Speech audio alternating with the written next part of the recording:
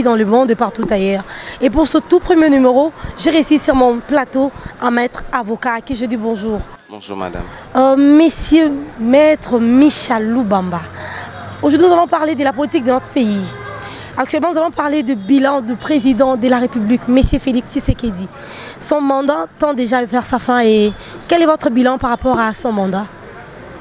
Bon, vous me demandez de faire un exercice très compliqué puisque au-delà d'être avocat, analyste, il y a aussi le fait que je sois congolais. Okay. Je dirais que c'est un peu mitigé. C'est un peu mitigé. Dans un certain niveau, je pense qu'il y a beaucoup d'évolution. Dans un autre niveau, il y a encore beaucoup de choses à faire. Personnellement, on ne s'attendait pas à ce qu'on est en train de vivre aujourd'hui. Mais on s'est dit qu'il y a quand même une certaine volonté. Parce que tout commence par ça. Et même quand les gens font un effort de ne pas chercher à comprendre ce qui se passe, il y a vraiment une certaine volonté de la part du chef de l'État à emménager les choses. Et vous vous rappelez que son prédécesseur à un certain moment avait eu à dire qu'autour de moi, il n'y a pas de bonnes personnes. Et s'il faudrait que je compte les personnes autour de moi, c'est compliqué. Vous voyez un peu? Et moi je pense, oui, je sais que beaucoup diront qu'il n'y a pas de mauvaises troupes, il n'y a que de mauvais chefs. Je sais aussi que beaucoup diront que le problème aussi c'est par rapport à la sélection de ces personnes-là, puisqu'il y a une agglomération des têtes en République démocratique du Congo. Mais moi je pense que le chef, puisqu'il s'agit du chef ici, puisqu'il s'agit de son bilan, il y a la volonté. Mais le quoi il y a qu'à volonté, on ne vit pas que de la volonté. Il faudrait aussi faire un effort de tourner vers les chiffres. Il faudrait voir ce qui a été, et ce qui est, et ce qui devient. Il n'y a pas plus tard que la semaine passée, nous avions appris que le salaire des fonctionnaires a été majoré à 30%. J'ai parlé d'une certaine volonté politique. Nous devons voir ce qui a été, ce qui est et qui sera. Vous parlez des fonctionnaires, des salaires des fonctionnaires. Mais moi, je peux vous rassurer qu'il y a des gens qui ont touché leur salaire hier et il n'y a pas majoration sur ça. Paris ne s'est jamais construit en un seul jour. Non, non, on nous avait confirmé que déjà cette année ici, quand ils iront toucher, ce mois pardon, quand ils iront toucher à leur salaire, il y aura majoration de 30%. Mais je peux vous rassurer qu'il y a des gens qui ont touché leur salaire sans une majoration de 30%. Qu'est-ce que vous voulez dire par rapport à ça? Et s'il a pété? C'est un processus. C'est un processus. Moi, je parler de la gratuité alors qu'il n'avait pas encore fini avec son processus. Non. Moi, je crois que c'est comme ça que je suis en train de vous dire. Que d'une certaine manière, le bilan est mitigé. C'est-à-dire qu'on n'a pas exactement ce qu'on voulait avoir. OK? Mais la personne du chef, quand vous voyez la personne du chef, il incarne une certaine volonté à bien faire les choses. Vous comprenez? Et au Italie Congo exactement, je ne pense pas qu'en un quinquennat, les choses peuvent s'améliorer. Le problème du Congo, c'est un problème qui est à multiples niveaux. Donc, la volonté politique seule ne suffit pas. OK? Et il faudrait aussi associer des bons acteurs politiques pour accompagner l'idée du chef. Vous voyez? Donc, comme je disais à Beauvau au départ, la volonté politique seule ne suffit pas, mais le chef a vraiment les bonnes volontés de bien faire les choses. On nous dit que le chef a vraiment la bonne volonté d'aider la population, mais c'est son entourage. Comme son prédécesseur le disait, s'il faudrait compter son entourage, c'est pas chose facile. Son entourage. Mais moi je dirais que c'est lui qui a sélectionné son entourage, non? Son entourage n'est pas venu du ciel. Il y a eu une sélection quelque part. Et il n'avait pas tenu compte de tout ça avant pour qu'on arrive à ça aujourd'hui. Bon, il y a d'abord un détail. Je pense qu'ici, je ne suis pas ici comme défenseur des idées du président de la République. Mais je crois qu'il faut aussi être réaliste. Félix Tshisekedi au pouvoir, il vient et rencontre une certaine majorité pour laquelle ils doivent s'associer. Vous comprenez que même le choix des acteurs devait être un consensus politique. le premier parti, donc le FCC, vient l'Union Sacrée, où il y a une agglomération des partis politiques, où chaque parti politique fait un choix des acteurs pour aller au fait dans l'exécutif. Vous comprenez aussi? Donc, c'est difficile de dire exactement que c'est le chef directement qui fait les choix des acteurs politiques. Par rapport à la situation politique, ce sont des accords, ce sont des réalités, des consensus politiques qui poussent les chefs, après avoir donné au fait un certain critérium. Je dis j'ai besoin de trouver telle personne ayant telle qualité, et on te propose des gens que tu ne connais pas. Vous comprenez? C'est au fait pendant qu'ils sont en train de travailler qu'on réalise exactement s'ils répondaient ou ne répondaient pas au profil. Moi je pense d'ailleurs que le problème n'est pas ici le problème du choix. Le problème c'est un problème de la réaction face à ce choix-là. Je vous ai choisi, je vous ai mis quelque part, mais qu'est-ce que vous faites exactement? Au lieu d'être laxiste en train d'observer, il aurait bien voulu qu'il y ait au fait un système pour réprimander certains actes des acteurs politiques. Ok, maître Michel Loubamba. Aujourd'hui, le président de la République a fait tellement de promesses à la population et son mandat va bientôt s'achever. Mais en dépit de toutes ces promesses, les Congolais se disent qu'il n'a rien réalisé. Croyez-vous que pour les élections de l'année prochaine 2023, il pourra aussi avoir des gens derrière lui qui pourront le soutenir? Bon, le problème avec les élections, madame, si seulement il était question de bilan, mais nous ne serons pas où nous sommes aujourd'hui. Pour bien répondre à cette question, il faudrait d'abord savoir est-ce que la population congolaise est déjà préparée aux élections? Non, moi je vous dirais non. Moi je vous dirais non. Parce qu'il y a des gens qui décrivent... En fait, on dit que là on vote, on appelle ça l'isoloir. L'isoloir, c'est-à-dire j'étais avec vous dehors, je vous dis moi je veux aller voter, par exemple, le foufou. Mais j'entre à l'intérieur, je vote les riz. Il n'y a que ma conscience et ce qui se passe dans l'isoloir. Si on a les politiciens qu'on a aujourd'hui dans ce pays, si on a certains acteurs, qui les amènent là-bas? Qui votent? C'est nous la population. Vous comprenez? Donc si je dois vous dire que par rapport au bilan du président de la République, si c'est un réélu ou pas, moi je vous dis qu'il y a forte probabilité qu'ils soient encore réélus, puisque nous-mêmes, en tant que population, nous ne sommes pas mieux préparés à cela. Il y a des gens qui votent parce qu'on lui a remis un pan. La culture politique n'existe pas, même dans nos partis politiques. Vous savez, il y a les partis politiques avisés, organisent ce qu'on appelle l'école du parti. On forme le cadre. On apprend au cadre pourquoi je suis électeur, pourquoi je dois voter, quelle est ma responsabilité face à mon choix. Mais ailleurs, dans la plupart plutôt des partis politiques, c'est la personne du chef. Quand vous vous posez d'abord la question, pourquoi tu es dans ces partis politiques, on vous dit non, mais moi j'aime ces messieurs. Et au fait, vous vous identifiez à lui même quand lui ne fait pas de bonnes choses. Vous comprenez?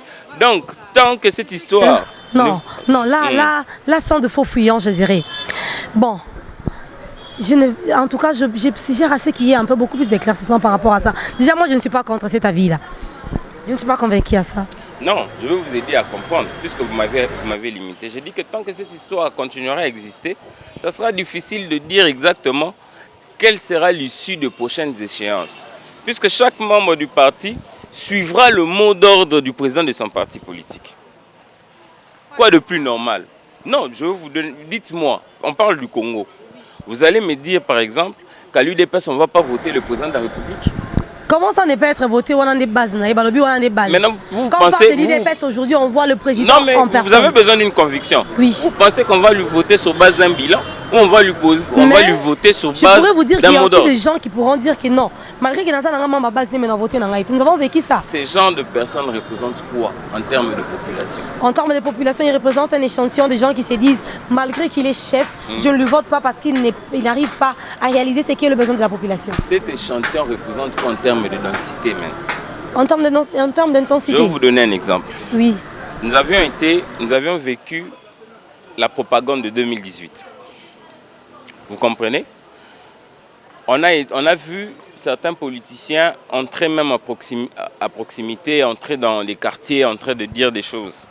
Qui vous a emmené un message convaincant? si ce n'était que la chanson à la télé et qu'on sort. Vous comprenez? Moi, je pense que pour qu'aujourd'hui on puisse faire un débat par rapport au bilan, si le chef de l'État sera voté ou pas, nous-mêmes d'abord nous devions prendre conscience. Vous êtes en train de poser la question, vous dites que rien ne se fait, mais il y a beaucoup de promesses. Mais moi je vous dirais que si vous dites que rien ne se fait, il y a beaucoup de promesses, je vous dirais qu'apparemment vous dites qu'il n'y a pas de président de la République dans ce pays, moi je vous dirais que c'est faux. Vous comprenez? Il faudrait peut-être dire que par rapport aux attentes, à nos attentes, il n'a pas atteint le minimum ou soit n'a pas atteint une certaine ligne qu'on s'était fixée. Par rapport à nos attentes, nous n'avons rien vécu jusqu'à ce jour. Par rapport à nos attentes, nous avons des routes en état de délabrement total par-ci, par-là. Ils sont là, ils commencent aujourd'hui quelque part, ils n'ont pas achevé, ils arrêtent, ils vont continuer de l'autre côté. Ils déposent juste de pierres, ils quittent Baké et Boé. Prenons les tronçons Victoire, vous voyez un peu là-bas. Babandia, Silicité, Bangola, comme une université. Et ils sont là, ils font, je ne sais pas, dans un mitouna. En fait. Ça, il n'est pas. Donc on s'est dit déjà actuellement, si on doit parler de son bilan, déjà gratuité, c'est foutu. Parler assainissement, bon, c'est zéro. On s'est dit, si on parle l'état de nos routes aujourd'hui, par-ci, par-là, mais c'est désolant. Bon, heureusement que c'est votre point de vue. Puisque... Non. Non. Je veux vous dire que ce n'est pas le point de vue de la population. En cette matière, il est difficile de dire que je parle au nom de la population. Puisque cette population-là est un ensemble de personnes qui chacun a son point de vue. Aujourd'hui, dans les réseaux sociaux, il existe certaines personnes qui chaque jour vous montrent, vous aviez dit qu'il ne fait rien, voici ce qu'il a déjà fait. Et de ce qu'on vous montre, il n'y a personne qui a dit non, ça c'est faux, ça il n'a pas fait, ça c'est créé. Non. Vous avez parlé de victoire. Nous avions quand même eu la chance d'aller vers le Congo profond. Le Congo n'est pas que Victoire, n'est pas que Kinshasa. Vous comprenez? C'est ce que je suis en train de vous dire. La personne de Félix Tshisekedi a la bonne volonté de faire les choses. Mais moi je pense qu'il faudrait qu'il y ait un accompagnement sérieux dans ce que le chef veut que les choses se fassent. Ça c'est un. Deuxièmement, par rapport à 2023, il n'y a pas que le chef. Okay? C'est comme ça que j'ai parlé du problème de responsabilité. Mais aussi, d'une part, on se pose la question, qui sera son challenger le plus spectaculaire? C'est ça la question. Parce que si vous dites que vous ne voulez plus de Félix Tshisekedi, il n'y a pas de problème. On n'a pas dit qu'on ne voulait plus de lui, ma question. Non, je n'ai pas dit ça. Ok, d'accord. Mais si je dis ceci, puisque vous avez dit que la population se plaint, à supposer que cette population se plaint, comme vous êtes en train de dire, et que cette population dit que non, on ne veut plus du président. Là, on veut changer de président. Mais on a déjà une image de ceux que nous savons qui veulent le remplacer, qui envient cette place-là. Nous avions vu au Congo des gens faire beaucoup de bruit à la télé, faire beaucoup de bruit aux médias, mais dès qu'ils sont arrivés à un certain endroit, le message a changé. Vous comprenez? Donc moi, au fait, au lieu de répondre exactement à votre question, moi je fais indirectement une certaine interpellation à la population. Vous comprenez? Il faudrait que nous-mêmes puissions faire une étude de conscience. Se dire, voici on a à maintes reprises fait confiance à certaines catégories de personnes, mais qui ne nous ont pas donné les résultats escomptés. Ok? Alors, au lieu que ces mêmes personnes reviennent sur le terrain avec le même message, voici l'attitude que nous devons avoir. Pour que désormais, nous voulons leur faire comprendre que s'ils sont là, ce n'est pas par leur volonté, c'est parce que nous, on le veut. Ok? Donc, qu'on n'attende pas d'eux que les choses changent, mais que nous puissions commencer d'abord par changer les choses. Commençons nous-mêmes par changer les choses. Parlons maintenant aujourd'hui, le président Félix est à Nairobi pour un mini sommet régional consacré à la situation sécuritaire. Votre point de vue par rapport à ça? Là, en tout cas, je dirais que ce sommet-là m'interpelle beaucoup. Ça m'interpelle beaucoup, puisque dans notre pays, il y a eu beaucoup d'accords avec les rebelles. À un certain moment, il y a même eu des groupes rebelles qui ont changé de groupe rebelle en groupe politique, en parti politique d'ailleurs. Mais la finalité, c'est quoi? Moi, je pense que le problème du Congo, c'est d'abord un problème interne. Vous comprenez? Je vais vous donner un exemple. Moi, je suis du Congo. Je ne vois pas un étranger arriver au Congo commencer une rébellion. Je ne le vois pas. Vous savez, dès l'instant où il y a un étranger, déjà chez nous, on dit na. Ça veut dire c'est qui? Tout le monde cherche à savoir qui est venu. Il vient d'où, il fait quoi? Moi, je pense qu'à l'est du pays, puisqu'il s'agit de l'est, il y a beaucoup de facteurs. Et dans ces facteurs, moi, je pense que nous-mêmes, Congolais, devons d'abord commencer à prendre conscience. Il y en a de trop et il y en a marre. Pourquoi c'est toujours à l'est? Mais un arrangement encore avec les groupes rebelles, moi, je pense que je doute fort qu'on ait un résultat favorable. Je doute fort. En tout cas, je doute fort. Puisque j'aimerais vous dire que c'est depuis 1997 qu'il y a eu des opérations de maintien de la paix de l'ONU en République démocratique du Congo. Depuis que les OMP ont commencé, il y a toujours des éclatements de groupes rebelles. Il y a des groupes ethnico-rebelles, d'abord des groupes de chez nous. Il y a même aujourd'hui les gens avec qui nous sommes allés négocier à Nairobi là-bas. Il y a aussi ces gens qui ont dérangé l'est du pays. Et hier c'était Kunda, hier c'était Moutebousi. En fait, il y a beaucoup de gens. Moi, je pense que nous-mêmes, Congolais, devons réfléchir sur une nouvelle stratégie. Et en plus, la guerre se prépare. Oui. La guerre ne se finit pas qu'avec les accords. Oui. Il faudrait, je pense, de mon point de vue, avoir une armée forte et solide. Il faudrait renforcer les capacités de nos militaires. Parce que jusqu'à preuve du contraire, ces guerriers combattants ont tenu bon depuis l'époque où cette guerre a été déclenchée jusqu'à aujourd'hui. Même lorsqu'il y a eu des opérations conjointes, les opérations conjointes viennent par rapport à un temps déterminé. On dit opération conjointe RDC, Rwanda, patati patata, RDC, Ouganda, pour 6 mois par exemple. Ok, et après 6 mois, qui continue à être à l'est? Nous avions vu le feu Mamadou, seul a réussi à tenir bon. Mais c'est parce que, au fait, moi je pense qu'il faudrait vraiment reformer l'armée, il faudrait doter l'armée des capacités à tenir. Quand vous voyez ce qui se passe dans d'autres pays, je ne parlerai pas que de la Russie et de l'Ukraine, parce qu'il y a des guerres un peu partout. C'est d'abord la résistance des pays. Pourquoi nous, on a toujours besoin de dialoguer? Deux fois, c'est parce que vous avez peur, non? Vous aimez toujours les dialogues? Non, à chaque fois, vous avez besoin des dialogues, à chaque fois les dialogues. Parce que vous vous dites qu'on n'a pas une armée forte, parce que vous dites les compétences de votre armée, bon, vous le savez, vous n'avez pas tellement confiance à ça. Vous voulez tout le temps la négociation, tout le temps. Et pourquoi? Non, il ne faudrait pas dire qu'on n'a pas confiance à l'armée congolaise, parce que si on n'avait pas confiance à cette armée, je vous dis qu'aujourd'hui, on ne parlerait pas de la guerre de l'Est, on parlerait déjà de la concrétisation de la balkanisation. Moi, je pense que le dialogue est une de propositions, est une de voies favorables en droit international public. Je vous informe qu'en droit international public, il y a ce qu'on appelle la résolution pacifique des conflits. C'est une voie officielle. Mais ici, moi je me dis qu'il ne faudrait pas seulement se limiter à la résolution pacifique de conflits. Il faudrait aussi renforcer les capacités de l'armée.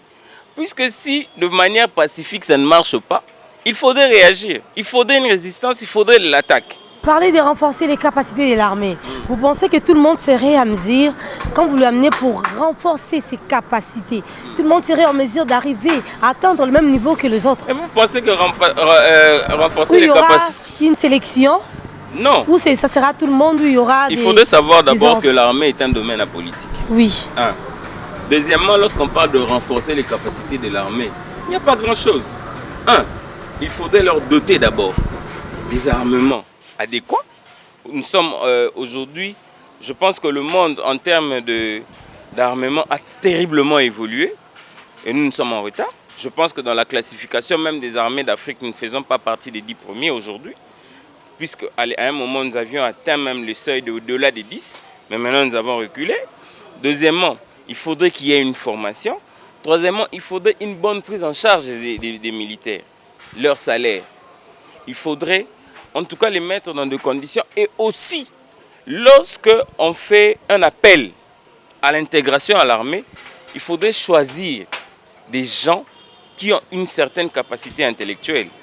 Vous comprenez? Ce n'est pas de faire un ramassis du n'importe quoi et les emmener à l'armée. Vous voyez? Et ne pas seulement se limiter à choisir les intellectuels, il faudrait former ces gens. Il faudrait les informer aussi. Vous comprenez? Lorsque c'est l'homme qui est bien nourri, l'homme agit. Il va ressortir devant fruit. Il y a des civils qui ont accepté eux-mêmes de prendre les armes pour lutter pour leur pays. Ça aussi, c'est un deuxième détail. Il faudrait aussi interpeller la conscience de nos compatriotes de l'Est à ne pas trahir. Puisque vous pensez quoi? Comment ils ne vont pas arriver à trahir au moment où vous n'arrivez pas à réaliser tout ce qui sont leurs attentes? Non, mais ceux qui meurent, ce n'est pas le politicien qui meurt. Je veux vous rappeler, par rapport à la question que vous avez posée, une fois, il y a eu du désordre à Kinshasa, on a brûlé un bus Transco. À l'époque, l'ancien Premier ministre Matata Ponyo a posé la question: quel est le politicien que vous voyez emprunter les bus Transco? Les Transco, là, c'est venu pour l'intérêt de la population, n'est-ce pas? Oui. Mais moi, je pense que c'est pareil aussi. Ceux qui meurent à l'Est, ce n'est pas nous. Nous sommes ici, nous sommes en train de parler. Mais il y a de... Ce sont nos frères. Ce n'est pas nous, c'est nous. Ce sont nos frères. Je cherche à vous faire comprendre que nos frères de l'Est doivent prendre conscience qu'il est important de travailler avec l'armée pour dénoncer, que de soutenir, vous comprenez, que de soutenir les rebelles. Et vous savez, à l'Est, il y a combien de groupes Maïmaï? Il y en a plusieurs, il y en a nombreux. C'est quoi l'objectif? La destruction de l'Est. Donc, quand on parle de la destruction, si on doit réfléchir en termes de destruction, vous êtes d'accord avec nous que parmi ceux qui trahissent, il y a aussi nos frères. Ceux qui ne comprennent pas, ce sont eux qui meurent chaque jour. Et aussi, en définitive, c'est maintenant le politique. C'est maintenant le politique. Maître Michel Loubamba, parlons un peu des retours de Vital Kamerhe. Ça vous dit quelque chose? Déjà, on entend des sons de cloche par-ci, par-là pour dire que non, ce type-là, comme il est des retours comme ça, en tout cas, il pourrait être le prochain locataire de la primature. Mais pourquoi vous mettez la charrue avant le feu? Non, on n'a pas mis.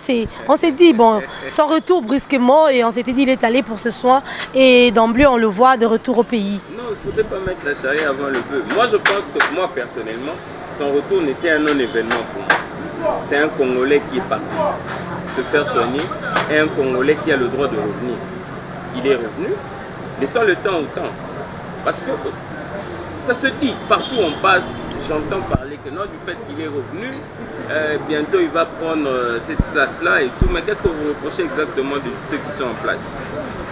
Déjà, on avait déjà des rumeurs par rapport à ce qu'est la primature. On a changé et de tout et tout et tout. Non, le pays en soi ne se dirige pas autour des rumeurs. Vous savez, vous êtes en train de dire Maître Michel. Et en tant que légaliste, il est difficile pour moi de soulever un point de vue par rapport aux rumeurs lié à certaines rumeurs. Ok. Vous comprenez? Oui. Je ne sais pas par quelle mathématique politique Vital Kamerhe deviendra Premier ministre. Mais s'il devenait Premier ministre, c'est encore un fils du pays. C'est encore un fils du pays. Un fils du pays qui a touché au trésor public, qui a détruit ce pays. Okay. Il a fait quelques jours en prison. Okay. Et en fin de compte, d'emblée, on le voit, il est sorti de la prison. Okay. Quelques jours après, on apprend qu'il était malade, il devait aller se faire soigner. Okay. Il revient comme ça vous dirait qu'il prenne cette place de Premier ministre? Bon, je ne savais pas que le tribunal, la cour d'appel de Gombe avait déjà rendu son verdict final par rapport à la situation de Vital Kamerhe. Puisque pour dire qu'il a pris l'argent du pays, pour le confirmer, c'est qu'il y a eu un verdict. Moi, c'est que je sais. Actuellement, l'affaire Kamerhe est en appel. Ok. Il ne faudrait pas spéculer autour de cette affaire. Kamerhe a été condamné au premier degré. Mais Kamerhe est allé en appel. L'appel, en droit, ça s'appelle voie de recours. C'est une voie de recours parce que cela ne veut pas dire que le juge qui a rendu les jugements au premier degré a vraiment dit le droit. Ok. Sinon, les législateurs n'aborderaient pas la question des voies de recours. le voie de recours, c'est une voie qui est reconnue, c'est une voie légale. Moi, je pense qu'on doit se réserver de dire que Kamer a volé.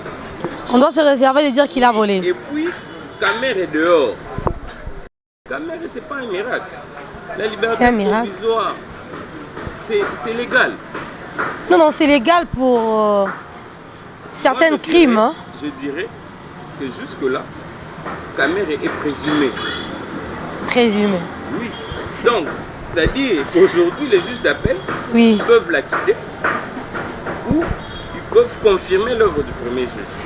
Du fait que la Cour de cassation a demandé à la Cour d'appel de refaire ce devoir et que la Cour de cassation a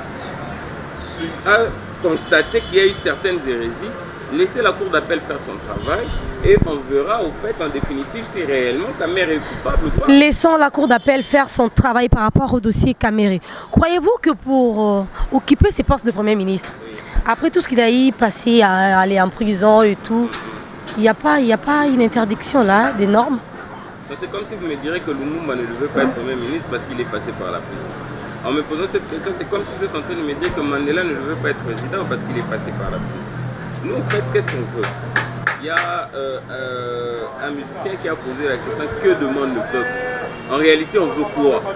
Il ne faudrait pas vouloir... On veut beaucoup de choses. Non, on ne veut pas une chose sans contraire. Moi, je dirais aujourd'hui, je ne suis pas avocat de Vital Kamerhe, mais le docteur Kamerhe est une tête. Waouh. Oui. Une tête pour ce pays, une tête pour vous, non. Une tête comment? En fait, en réalité, quand on dit que quelqu'un est une tête, c'est-à-dire qu'il a des compétences intellectuelles qui est reconnues. Maître Micha nous dit que Kamerhe... Vraiment? D'ailleurs, le chef a reconnu en Kamerhe que c'était quelqu'un d'intègre. Quelqu'un d'intègre. Il a dit, le chef de l'État l'a dit. Vous comprenez? Donc, il est difficile que Maître Micha, personnellement, dise exactement que Kamerhe ici devient Premier ministre parce qu'il est passé par la prison où il y a eu un jugement. Puisque, essayons un peu de faire cette analogie-là. Parce qu'il y a eu un jugement qui l'a condamné au premier degré, il y en a eu un second qui l'a condamné au second degré, mais la Cour de cassation est revenue. Aujourd'hui, Kamerhe est acquitté, entre guillemets, s'il doit être acquitté. Et Kamerhe, du fait qu'il est devenu Premier ministre et du à Maître Micha ne vous le dira pas. Ça, ne vous le dira pas. Vraiment? Parce que vous savez, le problème de la justice ne se raconte pas à la rue. Le problème de la justice est au tribunal. Oui. Il faudrait savoir d'abord quelles ont été les motivations du juge. Il faut lire les juges pour comprendre exactement sur quoi les juges s'est fondé. En droit, on parle du bon sens. Vous comprenez? Les juges se fondent sur un bon sens qui lui permet au fait de dire le droit. Alors du fait que l'affaire Kamerhe n'est pas encore finie, c'est là que je suis en train de vous conseiller, de vous réserver, de dire c'est quelqu'un qui a volé le trésor public et puis. En tout cas, chers abonnés, chers compatriotes, on nous demande de nous réserver. C'est ça, non? S'il doit devenir Premier ministre, nous disons que c'est un Congolais. C'est un Congolais. Il a la capacité de bien faire les choses, parce que nous voulons que les choses changent, nous n'applaudirons que ça. Nous n'applaudirons que ça. Donc si il a la capacité de devenir Premier ministre, on lui laisse faire les choses car c'est dans les bons, il n'a pas d'infraction, il est dans les normes. Maintenant, tu es un Masolambo Kango. Masolambo Kango, yo sabi son passe Masolambo Kango yo. 2023 yango yo. Si ko ba député ngo yo ba ki oko sa réception na ba quartier. Ba beleli par-ci par-là. Bobote biso e bokozwa boye, bobote biso e boye. Totindi bango pe bakomi bisika ngo. To moni pelo ramalonga te. Parce que 2023 yango. Tant bakozonga suka na même idéologie yango. Hein papa. Bazonga yango na botambola na ngoti. Boyebi ke Congolais soki boye, le roi na nzala, moi liputa mama rovote yo. Moi kopa loso mama rovote yo. Moi mbisi. Mais par rapport au social des Congolais, au social des Congolais, c'est le problème des social qui dérange tout le pays. Vous avez bien, vous avez de l'argent, vous avez bien. Vous avez compte, il y a maman qui s'est soukuna. Abi maratongo, akati bongi ne 4 à 15 mapa. Aya tiki bana bateka, akebilanga, abuki matembele. Asomi moi et kalamora muke, il y a moins 25 000. Akanya qui tambouissa moi ikobele. Comment il doit vivre? En tout cas, madame, en lingala. Vous savez,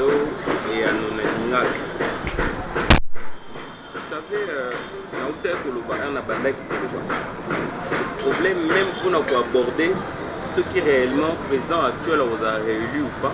Il faut qu'il soit dans une population pour prendre la conscience. Vous savez, plus tu as informé, plus tu as pété pour ça la choix à bateau malam. Ok. Le problème d'Abisso, ils ont plus lié l'information. Je vous ai parlé quelque part que dans ma partie politique à viser, ça la même l'école du parti. Il ne faudrait pas qu'on a voté pour y faire un voilà. Vous comprenez? Bisso,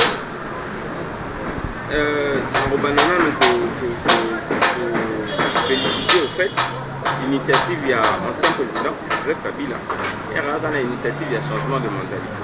Malheureusement, ils ont la mise en pratique. L'actuel président aussi a même créé une commission de changement de mentalité. Mais tout le monde en haut, c'est l'autre. Il y a des problèmes exactement. Parce qu'au fait, lorsqu'on parle du changement de mentalité, les alocaux là, vous avez qui a là, mais on vous demande de vous réveiller d'une certaine manière.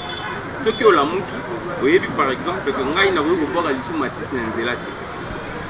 Lorsqu'on est informé, ça nous permet de nous former pour bien faire les choses. Vous comprenez? Moi je pense que l'élection à 2023, Touro, il a évité. Il n'y a rien à langage.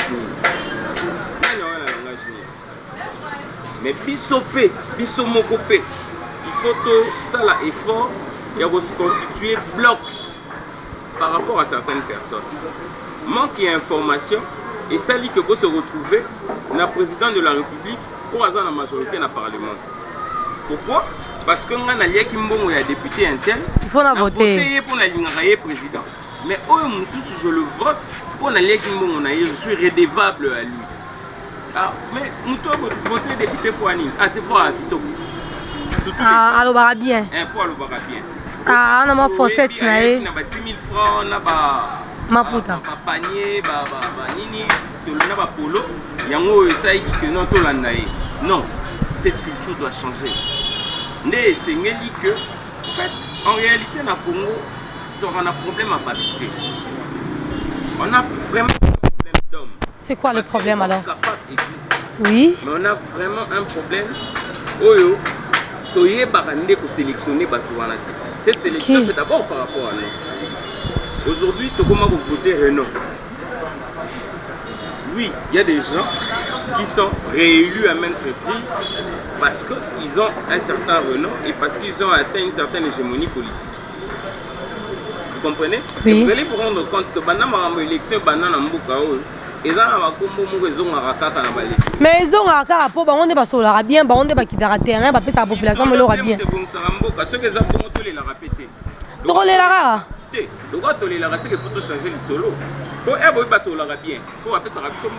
C'est vrai que les élections se passent avec l'argent.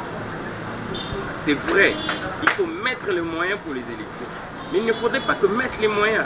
Au fait, pour que lumière jaillir dans le Congo, il faudrait que ça la choque l'idée. Quand vous parlez de mettre les moyens, je vais encore donner une dernière question, une avant-dernière question. Pensez-vous vraiment qu'en 2023, il y aurait élection dans ce pays? Pourquoi pas? Jusque-là, il y a une spéculation des Obama. Spéculation T, papa, et ça Motuna. Aujourd'hui, on parle de la réforme de la loi électorale. Oui. Vous pensez que cette réforme de loi électorale, c'est pour préparer quoi? Les élections de 2023. Vous croyez vraiment ça? À moins que pour les politiques congolais, à changer un malo. Merci beaucoup. Chance, oui, bien. Où est la réalité? À moins que, et comme à un moment, consensus, vous voyez, on appelle les patati, il faudrait que on tire encore les choses en longueur. Mais moi, je pense que jusqu'à preuve du contraire, le chef de l'État a dit qu'il mettait tout en œuvre pour que les élections aient lieu en 2023. J'ai suivi le président de la CENI à Outaï Kolobake. Ils ont déjà commencé par Missa en avant pour que réellement élections en 2023. Je me dis qu'au lieu que de spéculer, tout c'est là en 2023. Total là on a. Mais en attendant, biso tozo tala bango, biso na population donc biso to se préparer. Tomi bongi sapé. Bona koyamba bango bien. Koyamba bango na no ba koya na processus électoral. Et au lieu que tout c'est là bango to yamba bango non mais entre nous aussi, nous pouvons nous dire que non, Bango Basalita na Bango, aujourd'hui, il est temps qu'il y ait le renouvellement de la C'est ça. politique. Ok, merci beaucoup. Maître Micha, vous avez des ambitions politiques pour l'année 2023? Vous savez, on dit lorsqu'on ne s'occupe pas de la politique s'occupera de vous. Certainement. Maître Micha Lubamba a toujours eu des ambitions pour ça. Non, ça vous a pris du temps pour répondre à ça, apparemment. Ça vous a vraiment pris du temps pour répondre à ça. Il a toujours eu des ambitions pour ce pays. Toujours. Et au moment opportun, vous allez voir Maître Micha. Au moment opportun, vous allez voir Maître Micha vous dire un mot sur sa carrière politique. Et déjà, vous êtes membre d'un parti politique? Maître Micha, actuellement, c'est une surprise. Mais Maître Micha nous garde beaucoup de surprises. Non, mais sérieux? Je veux savoir une chose. C'est qu'il se conçoit bien, sinon c'est clairement les mots pour le dire bien. Parfait. Actuellement, nous sommes en train de concevoir quelque chose. De bien. Nous voulons que ça soit très bien pour que la suite soit meilleure. Ok, donc comme dirais-je, il y a un bilomon boit bien, bilomon boit, solambango et belana bien, tous on peut attendre bien, tous les bien, tout digérer en bien, c'est ça. Et c'est par ici que nous allons mettre un point final avec notre émission d'aujourd'hui. J'avais resté sur mon plateau Maître Micha Lubamba. Avec nous avons essayé de parler un peu sur les actualités de notre pays et de partout ailleurs. Et restez connectés au même numéro, restez branchés avec ces mêmes numéros. Et surtout, j'ai sali en passant cet espace qui nous a réussi. Dans la vie proche de Kinshasa, nulle part ailleurs, la classe à boyer, la qualité à boyer. À l'espace Jupiter 5 étoiles, la carte à Lemba terminus. Quand vous arrivez là-bas, tout est classe, tout est parfait, tout est ok, tout est bien, sans oublier. Pour avoir ce travail, il y a eu des gens qui se sont réunis. Une effort d'une équipe qui a donné le meilleur d'eux-mêmes. En tout cas, j'ai salué tout le caméraman. J'ai salué le monteur en passant. J'ai salué Monsieur Junior Tingui. De gros bisous à toi, Balobi, caméraman à solo quoi. Papa Gibiola, Balobi Nzambe na bango yende, libanga nango quoi. Monsieur John, Monsieur John, Bisika Zaba, gros bisous à toi. Monsieur John Makula. Mangro Koto quoi. Sans oublier Monsieur Jonas Makola aussi. Sans oublier toute l'équipe. Toute l'équipe. Là, je vois Myriel, je vois Marielle, je vois Fanny, je vois aussi ma maquilleuse d'élite, Nadine Nadia Kims. Nulle part ailleurs. En tout cas, merci beaucoup. Sans oublier encore, je vous demande, besoin de prendre quelque chose de frais, besoin de boire quelque chose de bien manger, un repas bien cuisiné, nulle part ailleurs. Espace Zaka Moko, espace Jupiter 5 étoiles, Nakatalemba Terminis. Merci beaucoup.